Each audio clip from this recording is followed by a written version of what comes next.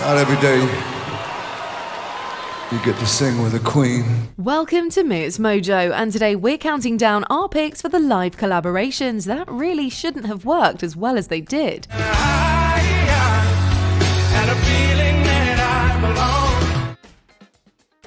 Number 10, Metallica and Lady Gaga, Moth into Flame. Over the years, Gaga has delved into a lot of different genres. Heavy metal was not necessarily one we would have expected to see. But by the way she blended right in with the genre legends Metallica at the 2017 Grammys, we would have thought it was the style she felt most at home in.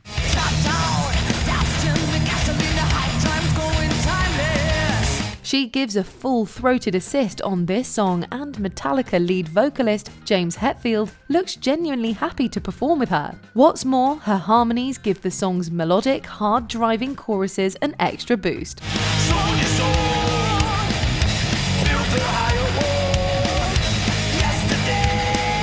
Unfortunately, on the night of, sound issues plagued the performance. Luckily, we have a pristine dress rehearsal to listen to. Number 9, Adele and Darius Rucker, Need You Now. I wonder if I ever cross your mind.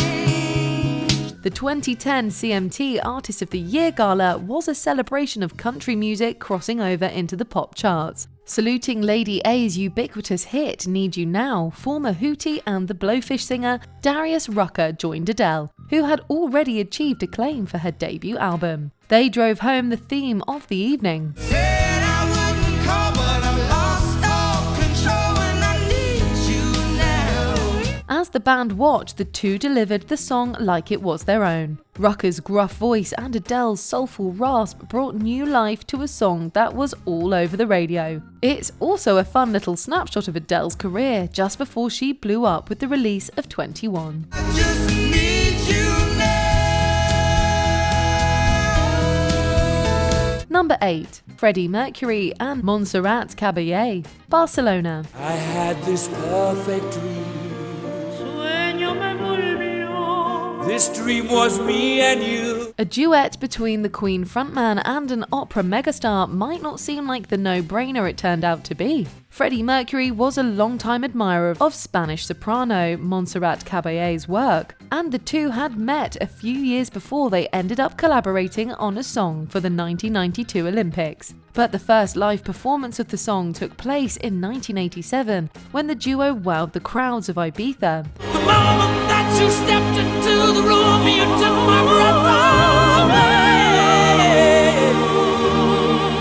away. It all suddenly made sense. Mercury's flexible range and Caballé's thrilling high notes are two sides of the same coin. The best part about it, though, is how clear it is they love singing together.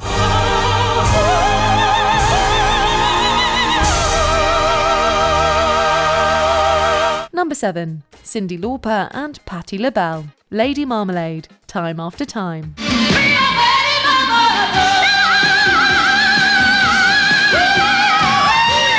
At first listen, these two pop divas might sound like polar opposites. Cyndi Lauper was a high-pitched, high-energy pop sensation of the 80s. Patti LaBelle started in a 60s girl group and became an icon of soul and R&B with gospel inspirations.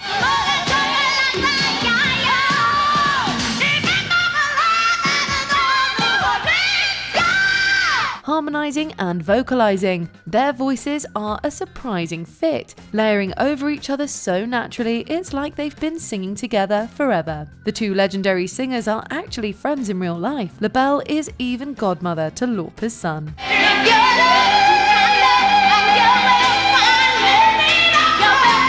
Number 6, James Brown and Luciano Pavarotti, It's a man's world. This is a man's world.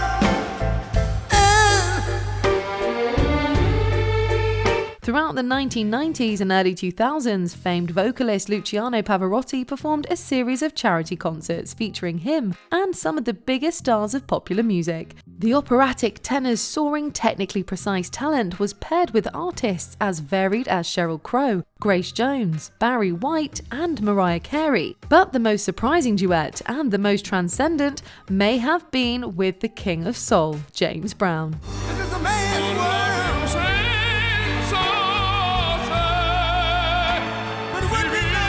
Pavarotti was the real surprise. He kept up with Brown and tailored his own pristine operatic style to assist on a soul classic.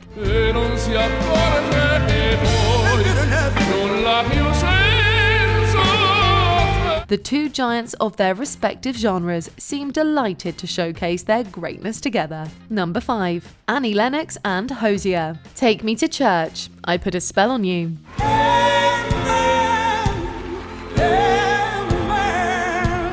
The Irish singer-songwriter and the former Eurythmics vocalist were both nominated at the 2015 Grammys, but their joint performance was the masterstroke no one saw coming. It was a fantastic and epic intergenerational crossover. Hosier and Annie Lennox performed a mashup of their nominated work that completely stopped the show. Take me to church, I'll worship like a dog. In the stride of your life, I'll tell you my sins and you can sharpen your knife. Scintillating and powerful, the duet became an immediate sensation. Many declared it the best performance of the night, and that's a tall order when a show also includes appearances by Paul McCartney, Madonna, and Beyonce.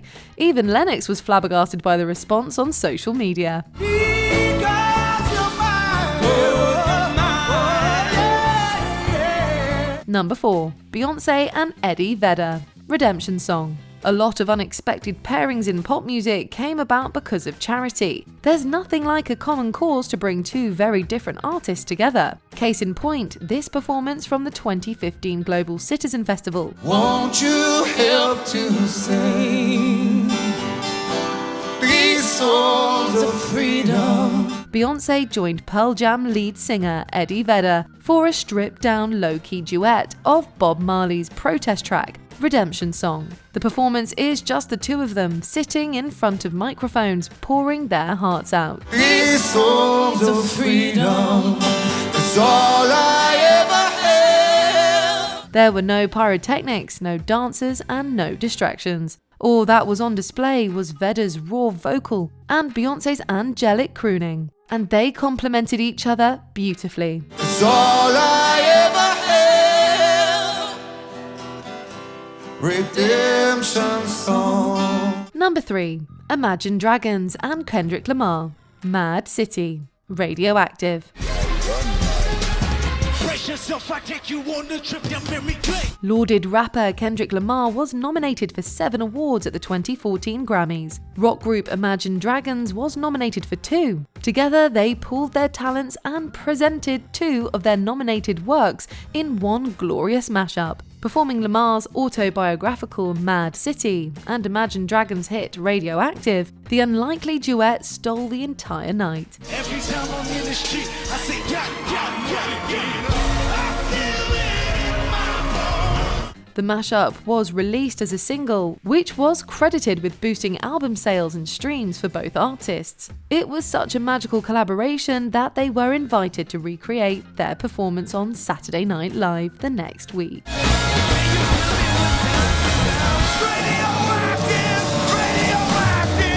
Number 2. Eminem and Elton John. Stan. Dear Slim, I wrote you, but you still ain't calling. I left my cell, my pager, and my home phone at the bottom. The rapper behind the Slim Shady alter ego was at the height of his fame when he dropped Stan, a song about an obsessive fan that became a total culture shift. Eminem's aggressive and vulgar style was already at odds with the song's original collaborator, the angel-voiced Dido. But facing allegations of homophobia for his lyrics, Eminem surprised everyone with a duet with Elton John at the 2001 Grammy Awards. The tea's gone cold, I'm wondering why I got out of bed at all. The morning rain clapped up my window. Two artists with very distinct styles, their pairing was somehow a pitch-perfect match. That chemistry carried over off stage as well. The two have remained friends for years. It reminds me that it's not so bad, not so bad. Before we unveil our top pick, here are a few honourable mentions. Axl Rose and Elton John, Bohemian Rhapsody. Genres clashed at the Freddie Mercury tribute concert.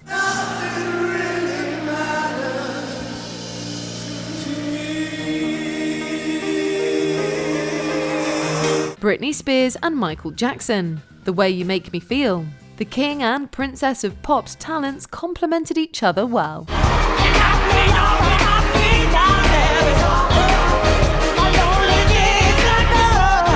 David Bowie and Cher medley. Two pop icons just having a great time. Super casual.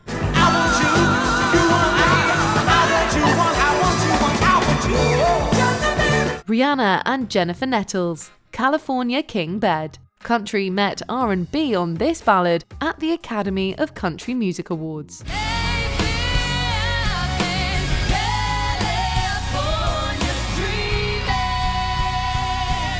Before we continue, be sure to subscribe to our channel and ring the bell to get notified about our latest videos. You have the option to be notified for occasional videos or all of them. If you're on your phone, make sure you go into your settings and switch on notifications. Number 1. Tracy Chapman and Luke Combs, Fast Car. You got a fast car. Fast enough so you can fly away. We gotta make a decision. On paper, it doesn't sound too surprising. You'd assume two artists who recorded the same song have a similar musical style, but that's not the case with Tracy Chapman and Luke Combs. Chapman is a folk, R&B and soul artist with many years of experience in different genres, while Combs was an up-and-coming country star exploding onto the charts with his cover of her song. So I remember when we were driving in your car, speed so fast I felt like I was drunk. If the cover's success didn't already prove it, their performance at the Grammys is a testament to how the right song transcends genre. The two seamlessly blend their own styles in this touching performance of Chapman's timeless folk rock ballad. And a feeling that I belong. And a feeling I could be someone. What's a surprisingly good live duet that you'll never forget? Tell us in the comments. For my darling, I love you. Do you agree with our picks? Check out this other recent clip from MsMojo. And be sure to subscribe and ring the bell to be notified about our latest videos.